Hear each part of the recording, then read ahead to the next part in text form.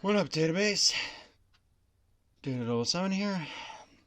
And no, this isn't on for BitChute exclusive. As you probably know, this is on my second channel right now. I don't know why I decided to do this. I thought this might be fun to do. I went over to the quickie, and now let's do some Chris Chan readings. Try this on the night show, but yeah, whatever. Doesn't matter. Alright, so let's just...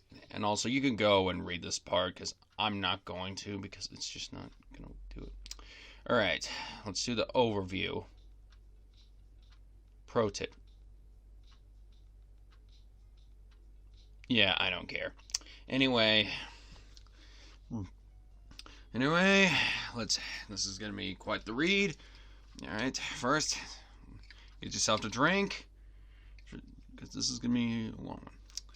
I'm personally drinking some Liquid Death canned drinking water right now. This thing looks like a freaking beer can from afar, I swear. Alright, let's just overview. Chris is a timid, autistic, self-abiding trans woman with delusional tendencies who has been allowed by his parents, Barbara Chandler, and the deceased Bob Chandler, to internally live like a child. Sadly, that's how sometimes, like autistic kids end up. It's sad but true. Amassing toys and video games to a single room in his parents' house. Even as Chris nears his 40s, he remains so comfortable in his protected existence that he refuses to conform to any norms of society, despite his need for independence becoming dire as his mother's health fails. Oh yeah. Chris regularly demonstrates having trouble with acceptable public behavior, recognizing when he needs to use the washroom. If you don't know, that means bathroom. It's not really used here in the States, but I do know it's used more commonly in Canada. And using his time to contribute to society in a meaningful way. Yeah, tell that to a bunch of activists. Recognizing when he needs to... Oh, wait, I already did that. Although the public school system forced him to face reality, graduation has allowed Chris to stay indoors and avoid taking part in typical civilian activities, opting instead to stick to the comfort of living at home and subsisting off of taxpayers. Due to his avoidance of the outside world, Chris hasn't had a steady job since 2001, commissions and multi-level marketing aside, and he hasn't been employed for more than a few months in his whole life. It is likely that Chris will never get a job again thanks to Patreon, the tugboat, and the begging generous donations. And the fact that he has flat out said his autism prevents him from getting a job in spite of there being many social services available to help people with disabilities find work. True. Could be better though. But there's no really conceivable way to do it in a way that makes sense. At least nobody has said in a way that makes sense in my opinion. But now I'm autistic as well, high functionally to be exact. I'm pretty sure I've said that on my main channel. If I have not, now you know. Chris has had shockingly few meaningful relationships with people in a social setting outside of his parents, although he does manage to make friends with people who share his interest in nerd and LGBT culture. Okay. Chris is completely obsessed with his OC and the associated comic, to the point that he has handcrafted several medallions in Sonichu's shape.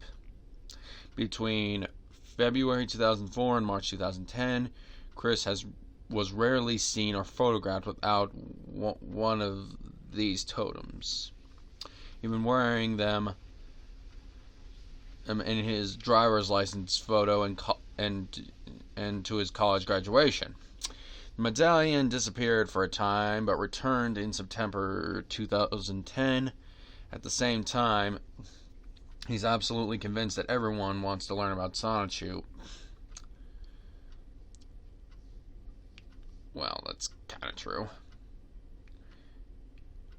If trolls didn't actually care, they wouldn't even be doing this, documenting this crap. Or should I say, this guy's life, but whatever. And the only reason Nintendo, Sega, and Sony haven't approached him about making Sonichu games is that they're either tough negotiators or his chances will be ruined by trolls working for... Or that his chances are being ruined by trolls working for them. You never know who the troll could be. For a while, Chris has been upkeeping an eBay shop where he would make and sell these medallions, including Sonichu, Rosachu, Blake, and even custom character options. These were sold for $30 a piece. After the eBay shop became a mild success, he moved to Etsy. However, his laziness got the best of him and lost the shop after 9 months in business due to failing to fulfill orders. Also,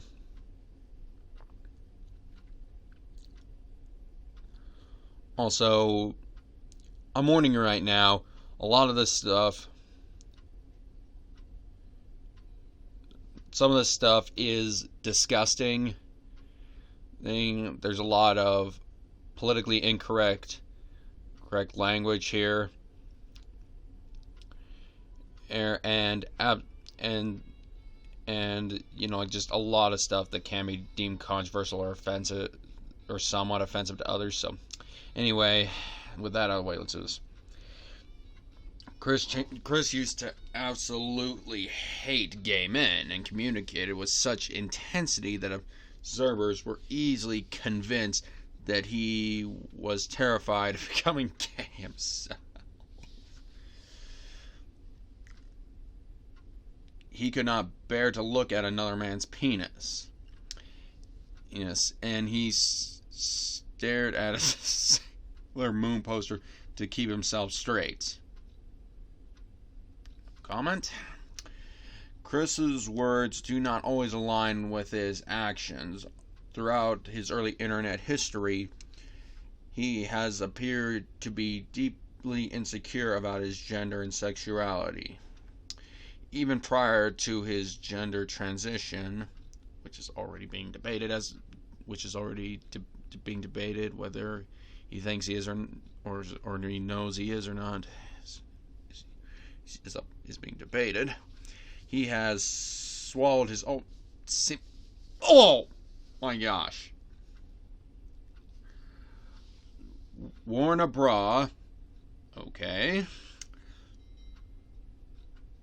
And only reigned in his tendency to proudly cross-dress because his elderly mother intensely disapproved. Okay. Usually when that is typically normal, considering sometimes when they tell you no, not to do something, it makes you want to do it.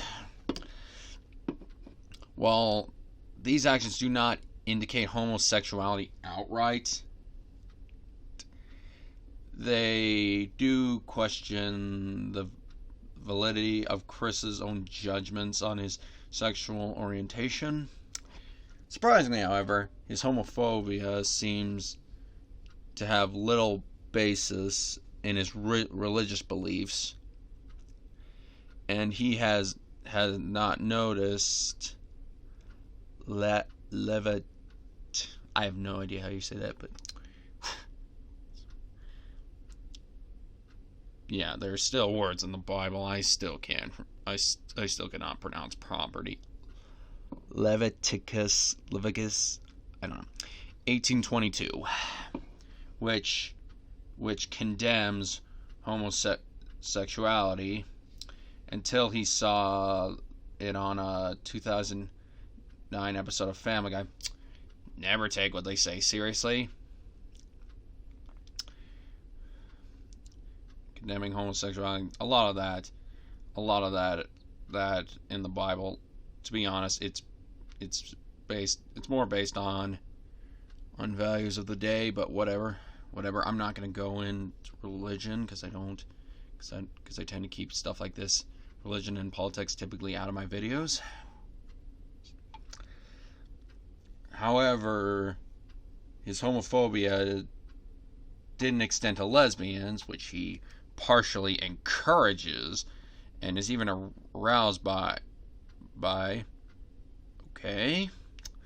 Over time, Chris dropped his homophobic tendencies, apologized in 2015, and sported what he calls the SLGBTQ spectrum. Okay, I don't know. And if I get enough requests, I'll probably look into that. I'll probably read that article if you want me to, but whatever. In 2018, the idea guys brainwashed Chris into identifying as bisexual. Oh, man.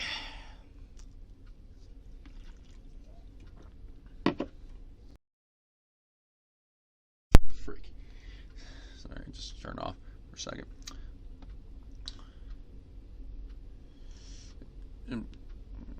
His adult life has regularly... Hold on, let me check something real quick. No, of course. Let's... Alright, I'm just gonna fix the music here. We can continue.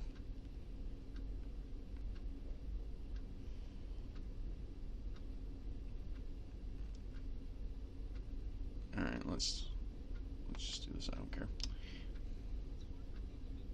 Oh, shut up.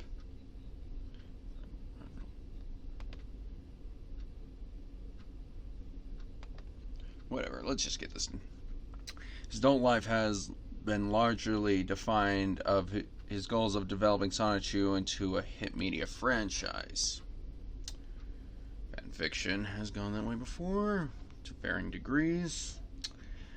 His love quest to obtain a boyfriend and free 18, his current age, old, caring, smoke-free, non-alcoholic white girl to make into a sweetheart from the ground up. Okay. And from 2011, his gender identity as a tom girl, later lesbian trans woman. Okay.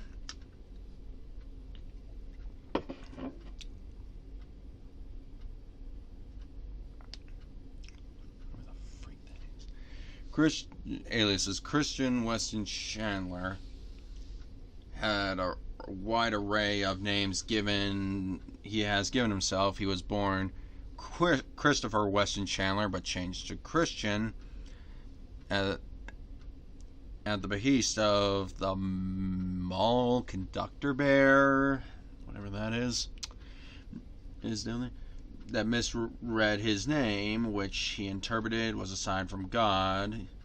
In either case, he answers to Chris and Chris Chan.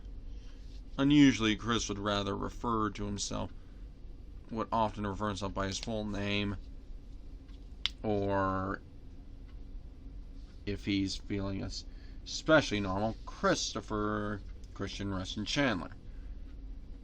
He is unusually proud of his initials, CWC, which he often incorporates them into his creations and various puns from the word quick.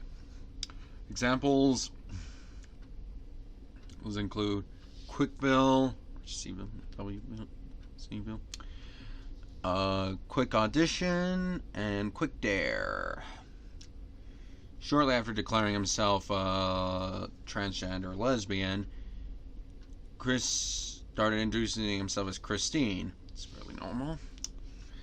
In May 2016, he successfully filed for another name change to Christine Weston Chandler. He then followed up by filing to alter the description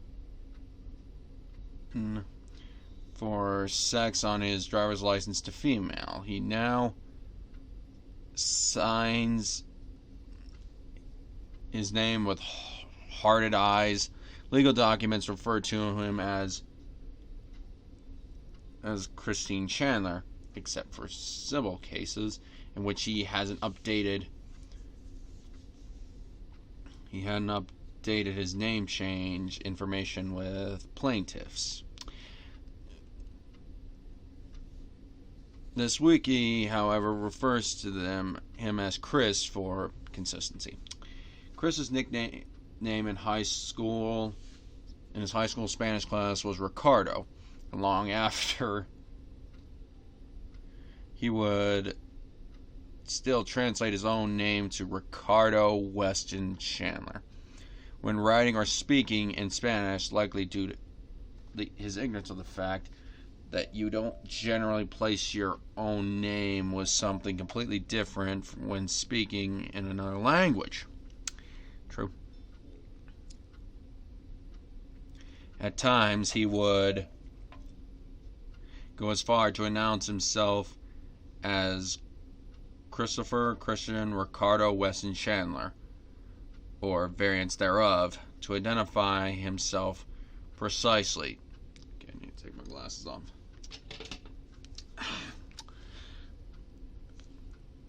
In recent times, Chris has forgone stating his middle name and former names in the Spanish nickname in videos. Now, he usually leads with just Christine Chandler. Chris has never come up with a feminine counterpart to his Ricardo nickname.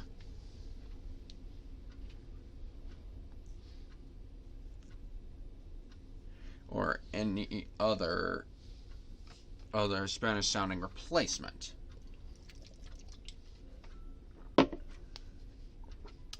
Occasionally, Chris would use names of his characters to refer to himself, and most notably his evil twin, Reladagnostul.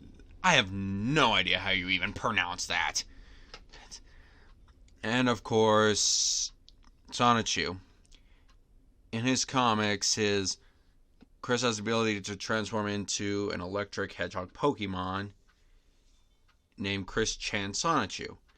As Chris grew even more unhinged in 2017, he fell under the idea guy's way in 2018.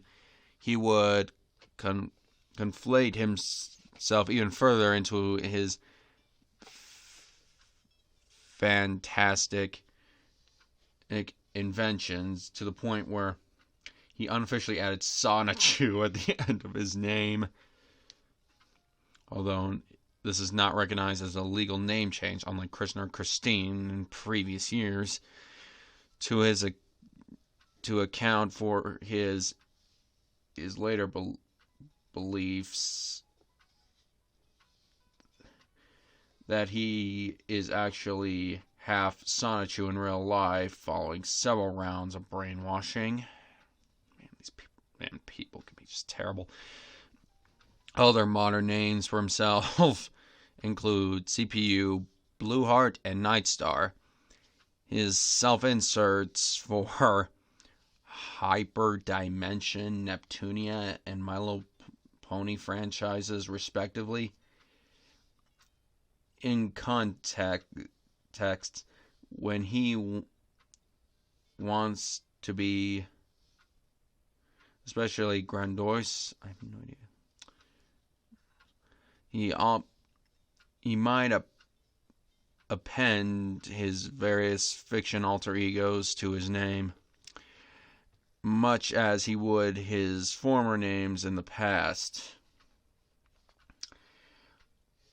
Only a few names commonly used to refer to Chris that are not invented by Chris himself. One one of the most notable ones is Chrissy, popularized by Arjen van Dierten. I have no idea how you say that either. Oddly enough, trying to mockingly feminize Chris's name seemed to predict his eventual interest in cross-dressing and later interest into becoming transgender. Ian Brian Anderson. My name is not Ian Brandon something.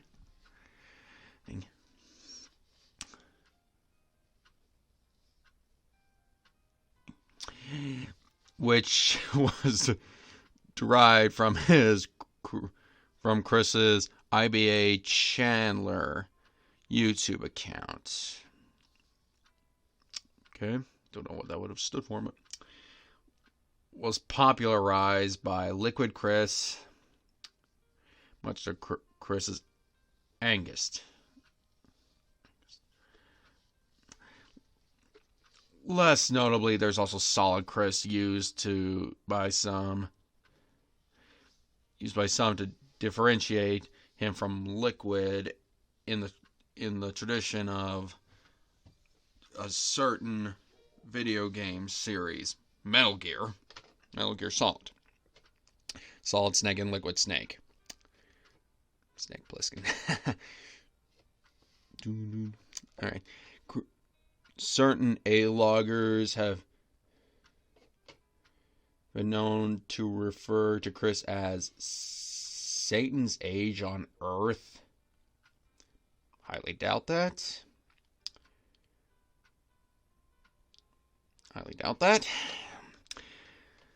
Users of Kiwi Farms have coined the term Classic Chris to refer to Chris before the Tom Girl saga or the House Fire, with modern Chris being used to describe his later antics.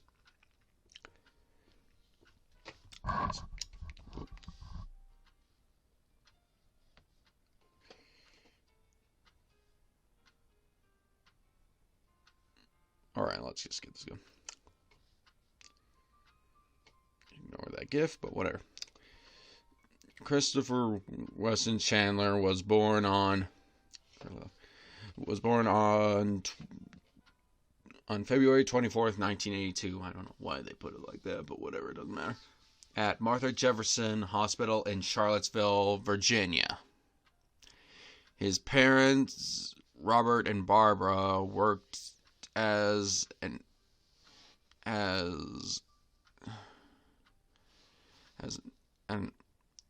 engineer at Western Electric and an office worker at Virginia Power, respectively. Although little is known about Chris's toddler years, the autism papers revealed that he was delayed in his language ability, which became his first sign of autism. Okay. Childhood and adolescence. Chris claims his first word, monkey, was spoken at 6 weeks old. Okay. It's not out of the realm of possibility. Like this one autistic guy named Sean Barron, who anybody in the autism community has even heard about if you've heard of Temple Grandin, because they're like autistic people of celebrity status. I believe in his mom's book it said that like at certain age he learned to walk and 15 minutes later he learned to run. Okay. And he remains proud of this feat into his 30s, regardless how obviously unlikely and physically impossible it is to be true. He doesn't have to remember it, but whatever. The language center in the human brain literally cannot grasp English at 6 weeks old, disregarding infantile vocal cords. There have been those rare cases, though, it seems. An abusive babysitter who was alone with Chris every day for years allegedly locked him in a toy room at an early age after turning all the lights off. That is screwed up. An event he described as being intensely traumatic for him.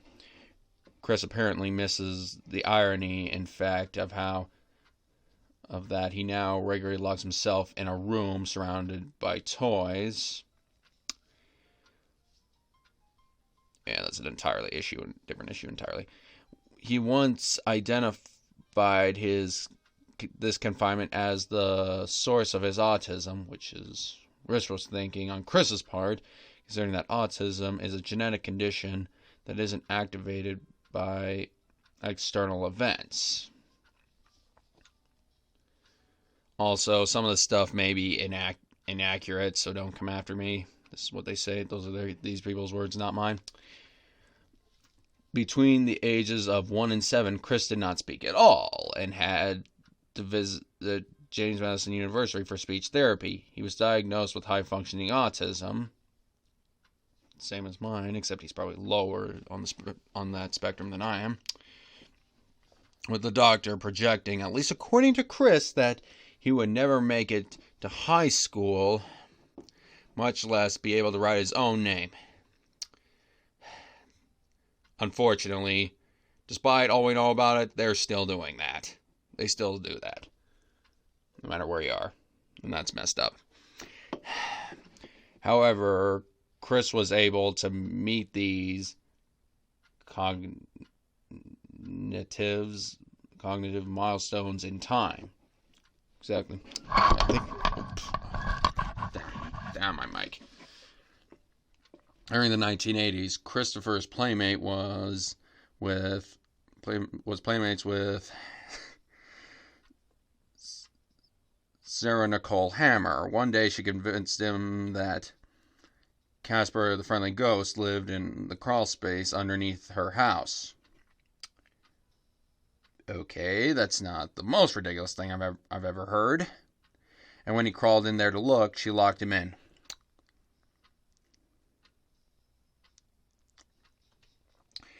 Beginning Chris's lifelong career of getting trolled, apparently he doesn't hold any hard feelings over it, possibly because she's just a girl. If a guy did it to him, Chris beginning Chris's lifelong career of getting trolled. Oh, I missed that. If a guy did that to him, Chris would vow vengeance, more than likely. In 1992, noted Ursine conductor Leonard Bearstein misheard Christopher's first name and called him Christian, which inexplicably convinced Christopher to later have his name legally changed.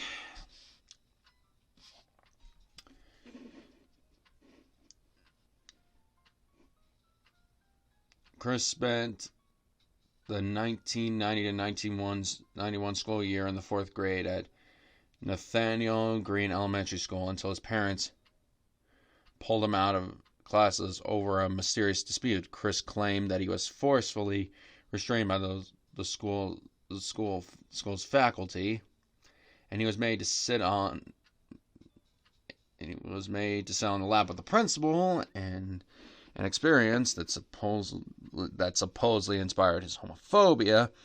It's possible that Chris's opinions about these events are colored more by his parents' attitudes than his own memories. Okay?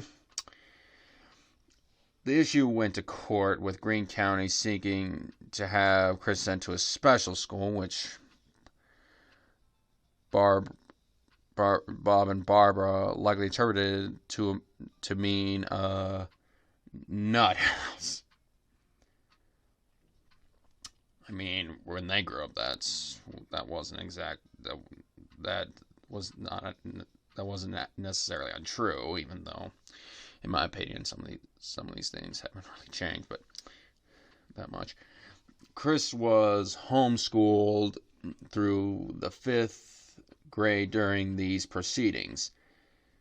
When his family exhausted all legal recourse, Chris and his father relocated to Richmond so that Chris would continue his education in a different school system, starting with the 6th grade in fall of 1992.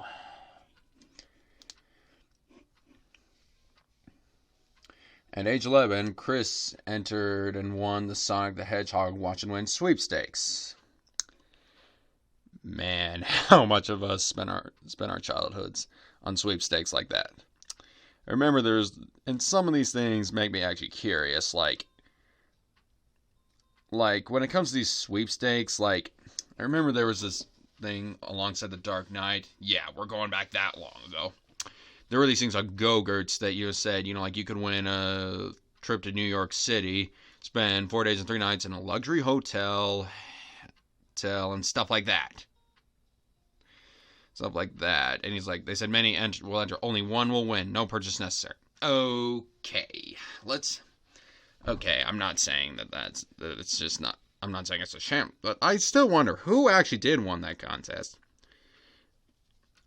Who knows, maybe I can look it up, or chances are, the actual winning one just threw it away and just didn't really do anything at all, but whatever. On his 12th birthday, he enjoyed a $1,000 shopping spree as his prize. WVIR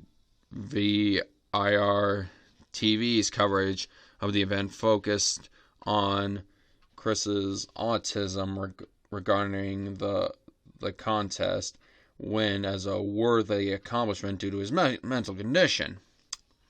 Sometimes autism it does have some benefits to it. Chris put footage from this newscast on YouTube long before it was even known to the general public. And it remained the most solid evidence that he is not an elaborate troll. This incident is often cited as the beginning of Chris's tendency to use his autism as leverage for special treatment, as well as his fascination with toys and video games at the expense of more mature pursuits. It has also led Chris to constantly enter contests in hope of winning big, or else becoming infuriated and belligerent to the winners when he loses.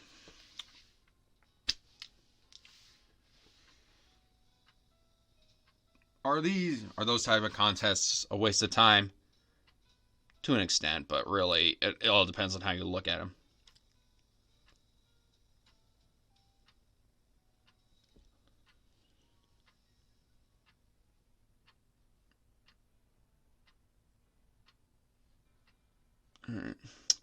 More of young Chris.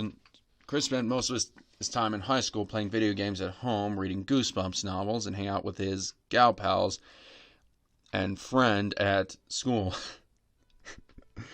Oh my gosh, I can kind of relate to this, even though it wasn't it.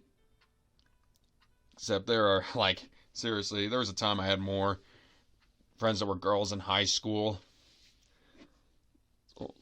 than actually guys.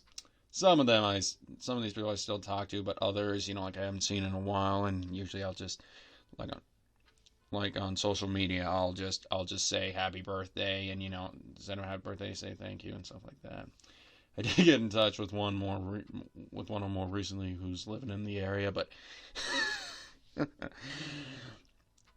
yeah, there's yeah.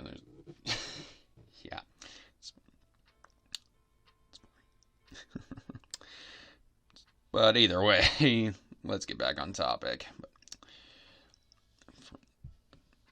It was at this time that he put his creative talents to use with the invention of Bionic the Hedgehog and Sonichu, the matter of which was created for a class project just because he couldn't use copyrighted characters. I'm honestly surprised the teacher even accepted that, because it just seemed like because a lot of teachers that I know would have seen it as a lazy workaround.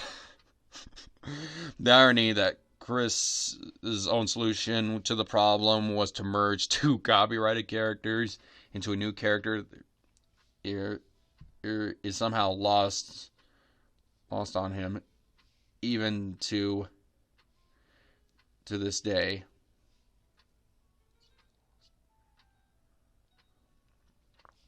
After inventing his magnum opus with the character of Sonichu, Chris began to incorporate his original characters into everything that he could. Although his passion for his characters wouldn't truly surface until college. Chris claims he had been on the honor roll. No comment. And during this time acquired the true source of his powers, his amethyst ring, because the art award he wanted was given to someone else.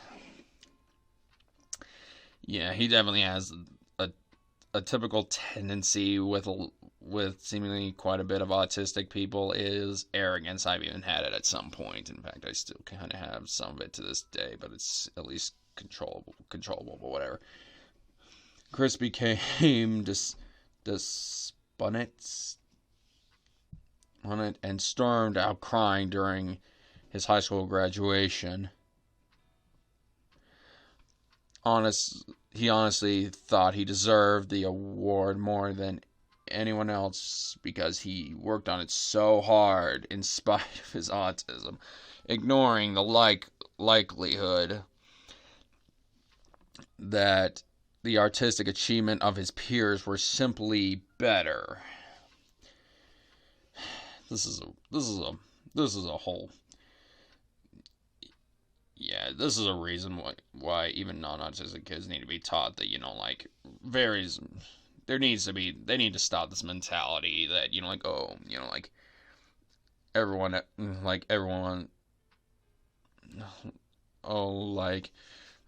everyone's a winner, blah, blah, blah. I hate that mentality. I hated that mentality even when I was a kid because it just wasn't fair, and it kind of isn't. Another reason for his sorrow was his fear that he might soon have to grow up and start acting like an adult. Nobody wants to, but yeah. A phase of his life that his parents had not properly prepared him for. Evidently, the fear was unfounded. Honestly, I don't exactly know if anybody can truly be properly prepared for. But I mean, at least that's how I see it. Since leaving high school in the happiest years of his life, Chris was unwilling and unable to process in any other aspect of his life. He has unfortunately even regressed in several key areas as he gets older. He remains trapped in a childish year 2000 time status. That was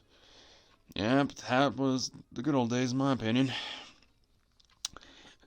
As he believes that whatever he was doing at the time was what helped him attract female companions, that his high school gal pals had moved on and married real adult men, and with careers is of little consequence to him. Chris still pines for better days. in spite of his current belief system, hypothetically, leaving him in a better place than he ever was in high school. As you might imagine, this is precisely because things didn't get much better for Chris after finishing school. That's unfortunate.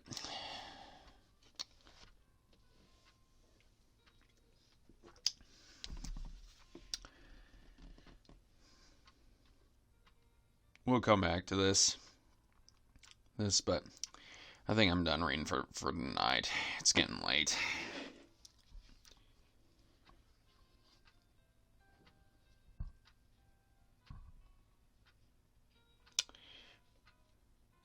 We'll be back in the next video. Peace.